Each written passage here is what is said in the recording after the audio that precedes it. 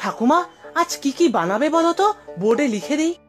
যা গরম পড়েছে বাপু, তাতে বেশি তেল মশলার রান্না কদিন বন্ধ রাখবো। যারা খাবে তাদের পেটের রোগ যেন না হয় সেটা তো দেখতে হবে। তা ঠিক ঠাকুমা, এমন গরম তো আমি কখনো দেখিনি। তাই তো দেখছি, এবছরে গরম মনে হচ্ছে বেশ আটঘাট বেঁধেই এসেছে। তা হোক গিয়ে, তবে গরম পড়লে আমার রান্না বান্না সেই মতো হালকা বানাতে হবে। কি কি বানাবে বলো?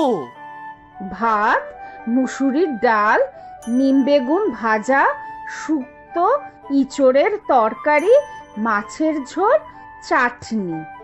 ও বাবা, নিম বেগুন ভাজা, তারপরে আবার শুক্তো, মুখ তো সবার তেতো হয়ে যাবে। তা ঠিক, তাহলে আজ নিম বেগুন হোক, কাল সজনে ডাঁটা দিয়ে শুক্তো করে দেব। তুমি এত ভালো রান্না কোথায় শিখলে গো ঠাকুমা? যা রান্না করো তাই খেতে কত ভালো।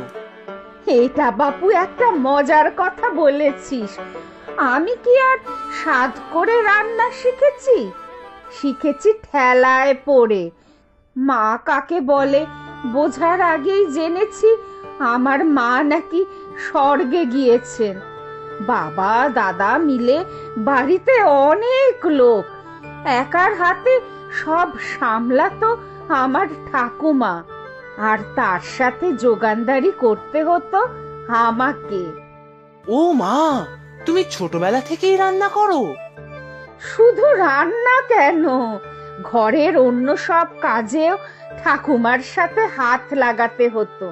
তবে খারাপ লাগতো না, মনে হতো এটাই বুঝি নিয়ম। মেয়ে জন্ম মানেই ছোট থেকেই ঘর কন্যার কাজ। তুমি পড়াশোনা করতে না, স্কুলে যেতে না? না হে বাপু, মেয়েদের পড়াশোনার চল ছিল না তখন। তখন থেকেই রান্না শিখেছি ঠাকুমার কাছে। সে কত রকম রান্নার পদ, ছেচকি, মোচা ঘন্ট, কচুর শাক, পোস্তর বড়া, আরো কত কি। ঠাকুমার হাতে রান্না ছিল আরো ভালো। মাছ মাংস বুঝি ভালো বানাতেন? পারতেন, তবে গরিব ছিলাম তো আমরা, বাড়িতে অত লোকজন, আর রোজগার বলতে বাবার সামান্য কারবার, তাই মাছ মাংস তো বেশি হতো না। তবে ঠাকুমার হাতের কাঁঠালের ইঁচড়, ওল, এসব মাংসের থেকে কিছু কম স্বাদের হতো না। তোমার হাতের ইঁচড় চিংড়িও খুব ভালো। এখন গরমকাল তো, একদিন ইঁচড় করবে কিন্তু ঠাকুমা। আচ্ছা বাপু, হবে হবে। কাল নিতাইকে বলবো পেছনের কাঁঠাল গাছ থেকে কয়েকটা ইঁচড় পেড়ে দেবে। নিতাই কাকুকে লাগবে না, আমি আজ স্কুল থেকে এসে পেরে দেব। কাঁঠাল গাছে উঠতে আমি খুব পারি। না হে বাপু, কাঁঠালের আঠা বড় গোলমেলে, তারপরে একটা কেলেঙ্কারি হবে। তুই যা এখন, নে ধুয়ে খেয়ে নে, তারপর স্কুল যা তো দেখি, আমার অনেক কাজ বাকি।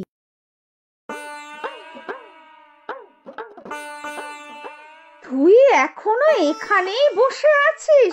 নে নে, তাড়াতাড়ি হাত চালা। এখন রান্না না বসালে শেষ করব কখন? একটু পরেই তো সবাই চলে আসবে। কি যে বলো ঠাকুমা, সবে তো সকাল 8টা, 12টা 12:30টার আগে কেউ আসবেই না। ততক্ষণে সব রান্না হয়ে যাবে।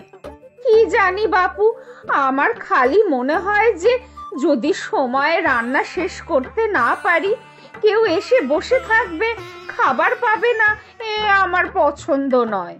কি যে বলো ঠাকুমা, প্রতিদিনই তো একদম ঠিক সময়ের মধ্যেই রান্না হয়ে যায়। আজও তাই হবে। আর নিতাই দাদাকে তো আসতে দাও, সে তো সেই মাছ কিনতে গেছে আর ফেরার নাম নেই। তাই তো, নিতাই আসবে, তারপর মাছ কেটে ভেজে রান্না হবে।